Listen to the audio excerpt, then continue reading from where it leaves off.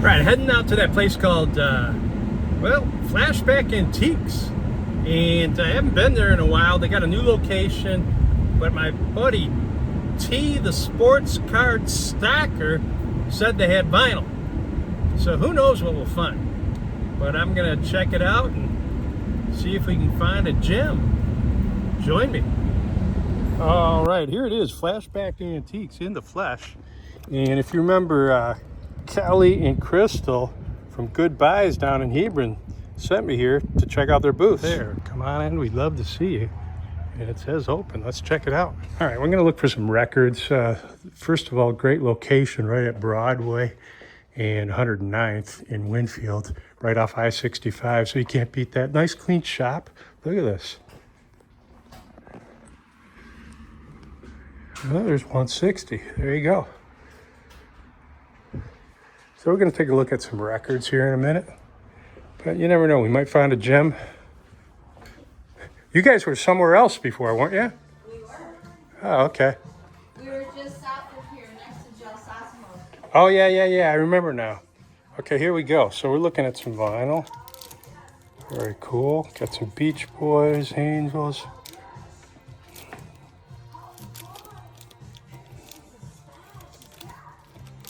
That's actually a great album. Wow, original 1967. So this guy knows what he's got. Looked to be pretty clean, in good shape. Beatles 65. Sort of looks like a homemade cover. Something new. Bowie, Starting Point. I used to love these guys, the Blow Monkeys. Still sealed. Jet back. What is that guy going down at?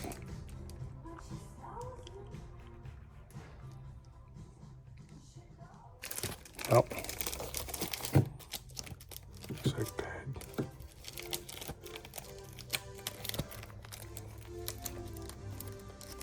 Yeah, you got some good stuff here. She just put on the music, Blood, Sweat, and Tears, Chuck Berry. Interesting. That's a great album. That's the first Cure album I ever bought right there, Japanese Whispers. I didn't know quite what to make of it at the time. Later it became one of my favorite groups. Marshall Crenshaw, Detroit's own, right? She Can't Dance, Something's Gonna Happen, 12-inch single. Would have bought it when it first came out, but I couldn't find Train in Vain. They purposely didn't list it, but it's on there. Pretty nice, clean collection. Guy's got a lot of 80s stuff, a lot of 60s stuff. Reasonably priced.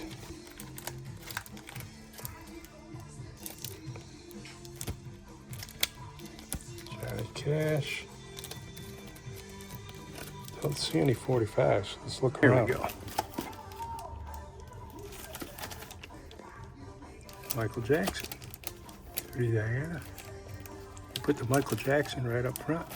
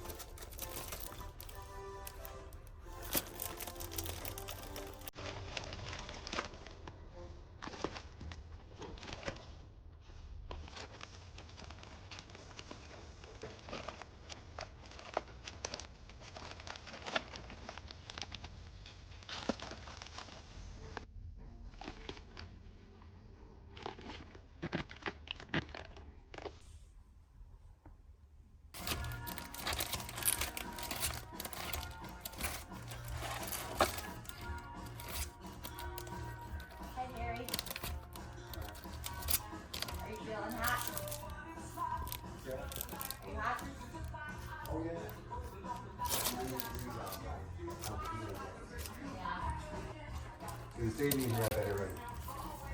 That's it. What? Yeah, it's 80 in here already. All 79 over there. We're gonna go 75.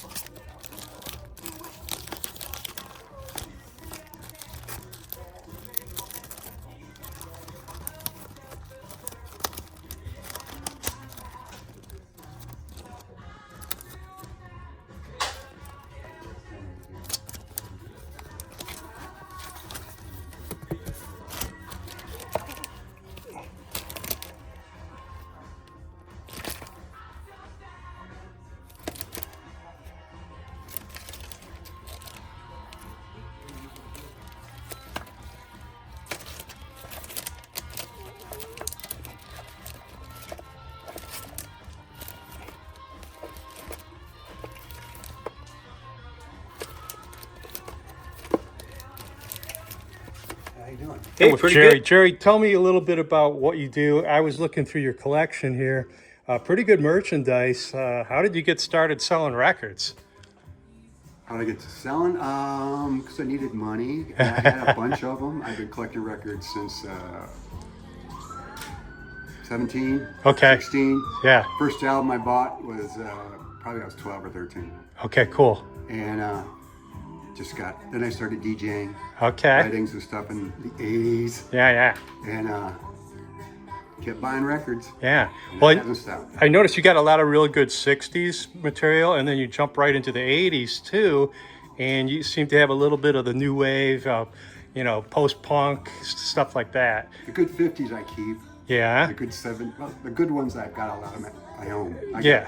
got boxes of 45s at home. A personal collection, right? Yeah. Okay. So But I notice your prices are fair, though. I've seen some places, I'm not going to mention any names, where, a beat up Jackson's record is $50. So how do you find that happy medium? I go to eBay, see what they're charging. A lot of times they're out. Everybody is sometimes high. Yeah, Discogs. yeah, Look what Discogs is selling them for. right. And that's kind of where eBay, Discogs, and just common sense. Yeah. Just from doing it for 40 years. Okay, everything's packaged and cleaned and pretty much sleeved. We just, like that, that's a great record there by the Split Ends. Mm-hmm. I've got it many times, but you don't get the picture sleeve that often. What's the best record in your personal collection, and what's your holy grail? That was his first album. I got a couple of those. Is that the one 50,000 fans can't go wrong, or No, it's got Elvis Presley. the one that sort of looks like the Clash album? Yeah. Okay. The Right. Clash That sort of Clash kind of they picked up redid Elvis. it, and if you didn't know, you wouldn't know. Okay. That one, those two I really like. Those are my favorites. I got some old, and I'm putting that kind of on the spot, and I can't think of them all. No, well, like your holy grail, like if there's something out there that money was no object that you would want in your collection. Mint collection of Hendrix's first album, 59. Okay. My Elvis is a pretty good shape. I don't think they're near mint, but they're DD plus or better. Okay. But, Cool. Hendrix album. Nice. All right. Well, I'm going to throw this episode together. Next Friday, it should air at noon. My RockMine page, you guys can check out, is every Friday at noon. I've got 133 episodes. This will be in episode 134.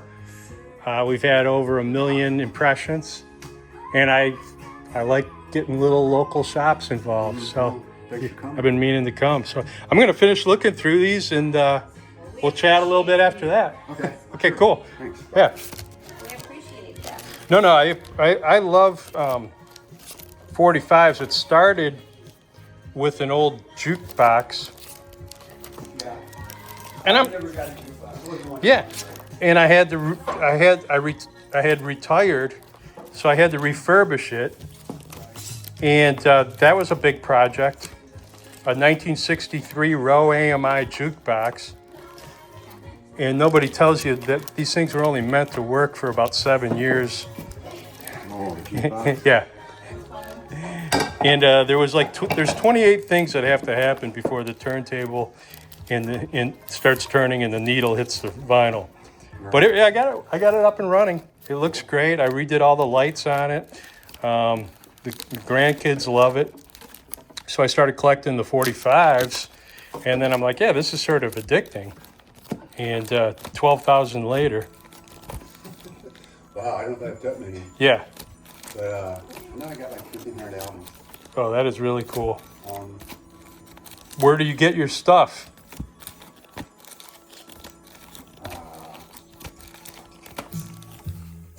eBay, shop in other stores. Right. Records. Auctions. Sometimes you get a nice box of records at auction. Right. A couple of those. I got a box of records way back, probably in the 70s, early 80s, probably 70s. It was in Crown Point. Went to a garage sale. Yeah. It's kind of a sad story though. I went to a garage sale. What it is? Went to a garage sale, and there's this box of records, 100, 125, 45s in there. Right. And I bought them. It's a 100 box. That was a great deal. Right. And the lady that was there was telling me about where these were from. These were from her son, who never came back from Vietnam. How sad. Yeah. Yeah. No. That. And his name's on every record. Oh, that His is name sad. is right Randy on all his records. And he never came home. You never asked. Well, it's like it's 50 years ago, 45 Right. years ago. And it probably sat in the attic or the garage, and then And they were all hits from the 60s. Yeehaw. yeah. That was one of my best purchases ever. Yeah. You born and raised a region person? Yeah. Mom and Dad from Gary, moved to Crown Point. Well, Hebron, then Crown Point. And when I got to Crown Point, I was old enough to appreciate, because my mom and dad had a record player and Elvis records. Yeah. So they let me play them. Yeah. She's like, wow. So that's what got me into 45s, playing Elvis records with mom and dad's record player. You got some nice stuff. I love the fact you got all the as many picture sleeves as you do. Okay, this is really cool. Yeah, I've run into a couple quote unquote collections or whatever. And it depends on which era. It seems like you go from the 60s were great, and it sort of tapped out about 73. And then you get into the 80s. I love all that new wave and punk, post-punk, all the stuff that was showing up on MTV, you know. And then you get sort of like Prince and Michael Jackson doing battle, over who's the best. And, it's all very collectible. Yeah, I still got my records that if I ever DJ again, they're still ready to go. That's cool. I got 3.5 boxes of Daisies. That's when when I was DJing, I bought records all the time. Right. Latest hit, whatever. I have gotten rid of some of them since, but 4 boxes of 80s, 2 boxes of 70s. We're like boxes like this, 150, 125. Yeah. Are they 12-inch singles, or are they LPs or 45s? These are all 45s. Oh, that's even cooler, yeah. I got a few 78s. Not too many. Yeah. But, nice. Very cool. 50s, less. They work on it. Well, I'm going to send some people your way, and hopefully Sweet. they'll see Are this. you familiar with Jerry's going to Led show me his Zeppelin's best album. Oh, wow, Led Zeppelin 2. RL double S, RLSS double hot mix. Wow. Okay. So here's a situation where not all records are the same, as any collector will tell you. So a lot of people are looking for the certain pressing or a certain print. Right. And was that one of the early ones, or just known for its better sound? That's the first pressing of that album. Okay. They made like a couple 100,000. Yeah. Different pressing plants. Yeah. And Robert Ludwig is the RL. Okay. And SS, I forget who that is. Yeah. That is right off the movie. Is that scratched in the dead wax? It's etched in. Okay. And if you got RLSS, some are just one-sided. Yeah. This one's two-sided. So Wow. it's a VG record though. There's a little pops and Yeah. scuffs and stuff. Yeah, on yeah, it, but yeah. It plays through, no pops, no skips. Wow. No skips and no sticks. They're all pops. Who's the best you've ever seen live? You got some cool I've seen posters. Elvis. Did you really? Like it was in the last 76. what year? 76. He was doing like karate kicks and stuff on stage. I think he was too old then. Yeah. He was getting where he was starting to get heavy. Yeah. He was healthy guitar. It was wasn't the same, but Yeah, that was well, was that the Indianapolis concert or the Chicago Stadium. Wow. Okay. I remember Indianapolis 77. I probably have that album. Yeah. That's really cool. All right, Jerry, well, we're going to move along, but thanks for giving us a little interview here. A lot of good merchandise, clothes. It's a clean store. And I remember your old store, but I think you guys got more room here, don't you? Floor space. Floor space. Floor But space. at Yeah. the Not a tie, other yeah. place, we had high ceilings. No, wide is good. Yeah. I like this. Okay, guys. I periodically go to places like good old Walmart to check out their vinyl. So that's what we're going to do today.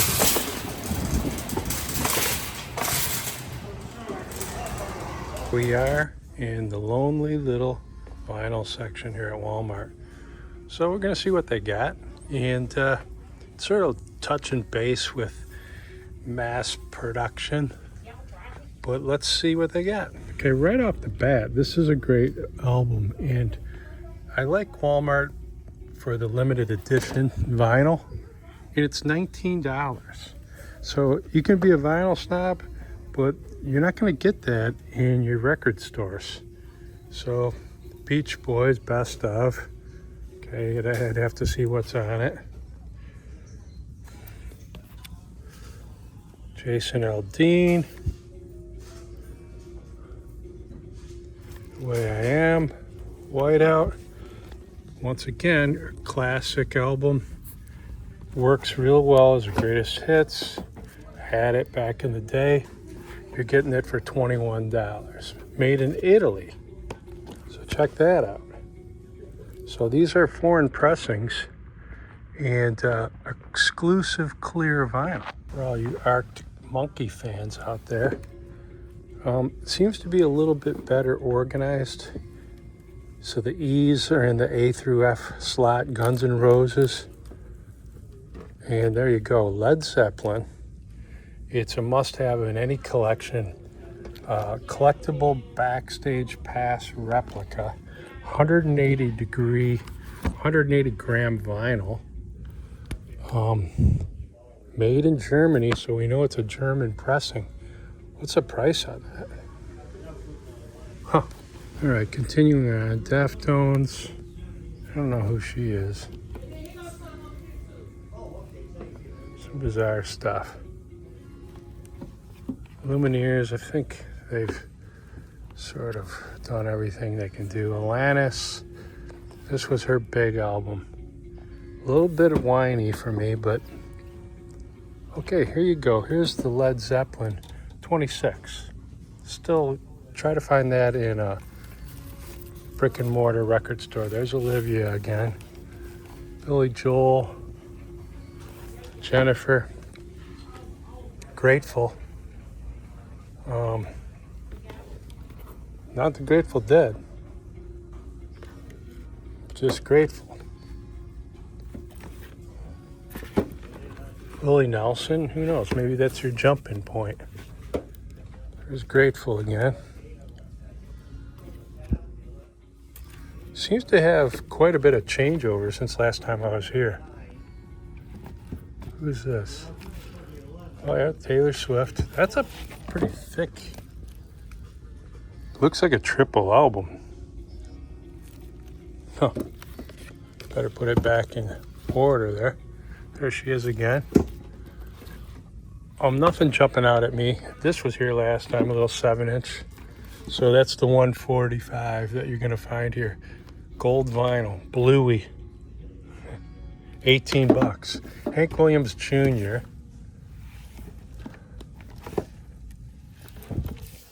ZZ Top.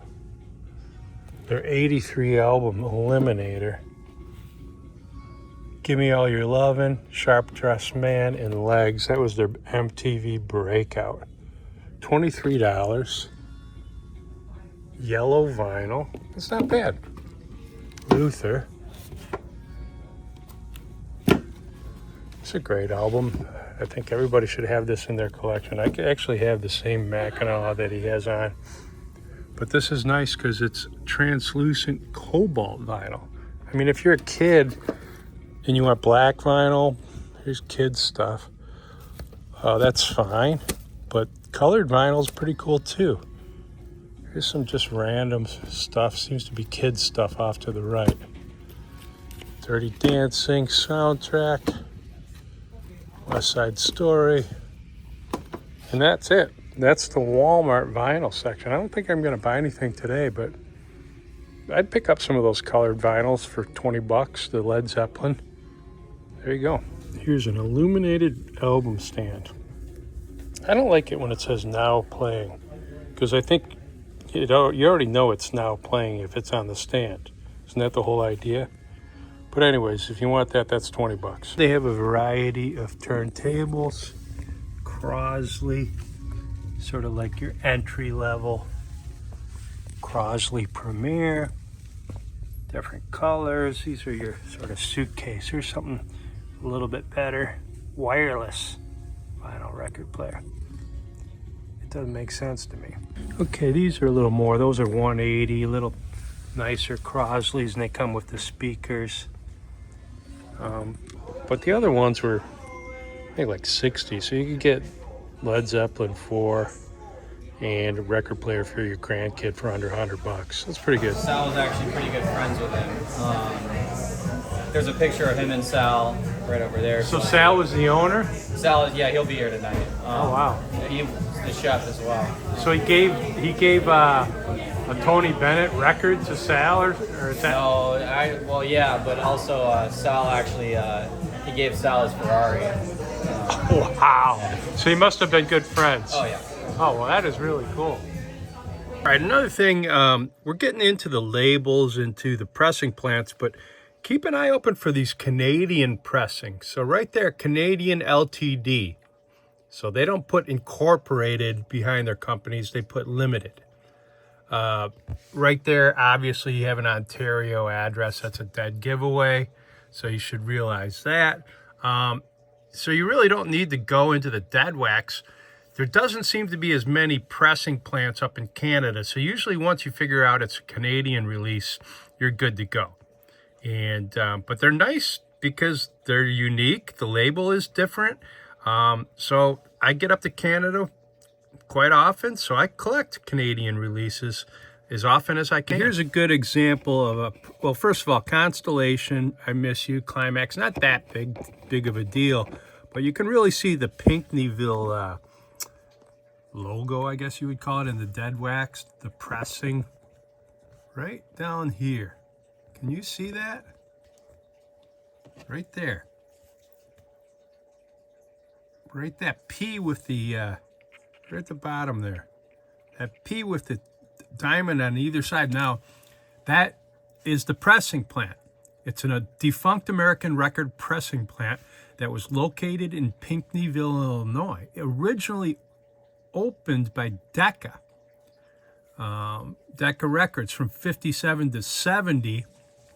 The plant was a Decca Records processing plant in Pinckneyville. So there you go. It was renamed U&I in the late 1990 era, and of course got swallowed up and became part of Universal Music Group, renamed Universal Pinckneyville. Closed in 2007. I just love the name Pinckneyville. And we saw last week with Buddy Holly, or a week or two ago, there was a Pinckneyville pressing of an old Brunswick record, which I think was a Decca subsidiary. So there you go. You got to learn about these pressing plants. Okay, here's one, a fairly common release, a little bit beat up. I don't know if you can see the wear on here, but the pattern is what I call jukebox wear. So there's like almost like a spirograph wearing of the grooves. because when that dropped on the platter, there's a little shift every time that happens. So you get this circular eccentric, is that the word, wear? And there's probably a British word for it that I don't know, because the Brits just name everything differently. I call it jukebox wear, is what I call it. B-side even more, right? Because you're going to play the top part of the record. And that one just gets them. So I'd rate this good plus. But here's the thing. On Atlantic, typically these red letter Atlantic, your pressing plant is going to be right there. So double vision is the record. But that SP, and then especially the LY, I think that's why it's a Shelley pressing. You're like, where the hell are these towns? Shelley pressing. You know, pressed at Shelley Products. And where was that? Some small town? Long Island, New York. A defunct independent American pressing plant that was located at Huntington Station, Long Island, New York, active from 1947 until 1985. So look at that. That little LY tells you it's a Shelley pressing. And it was named after the founder's daughter, Shelley Galehouse Brovin. Well, there you go.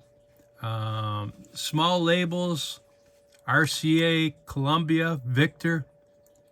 There you go. There's all sorts of different markings, a backwards S, a lazy S. So this isn't the only way. And I didn't even look into the because once I put in SP and LY, there was only one possible. And then I checked the label. So I didn't even get down to the nitty gritty of the dead wax. So there you go. Shelley, Long Island. No longer in existence, right? Everything in the 80s just died off on these 45s, and it was sort of the writing was on the wall. But you got to learn these little nuances because if you just put SP in there, that's a different plant, right? Specialty Records or something like that. But SP with the LY is a whole different ballgame. All right, I'm in downtown Hobart, Indiana, so I'm going to mail this little package. This is going out to Jose, and it's Elvin Bishop's Fooled Around and Fell in Love 45. What a great record that is. Canadian pressing, by the way. I'm going to check out the downtown and see if Record Bin is open, and then hit the post office and send this out for $4.47 shipping via media mail. Old theater, and then right next door, or should I say two down, is a pretty good record store, Tom Lounge's Record Bin.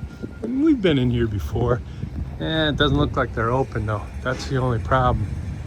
Let's see what their hours are. Okay, 12 noon. So we'll have to come back. They got a new 45 room, which I want to check out. And if you wear your t-shirt on Tuesdays, you get 10% off. So that's pretty cool. And there's a kids club. And there you go. Tom Lounges is a regional treasure, rock and roll guy. So there's his show that streams live on public radio called Midwest Beat with Tom Lounges. Tuesday nights starting at 7. All right, there's a little bit better view of the art theater. And right down the street is the Record Bin. We'll come back when it's open and check out their 45 room.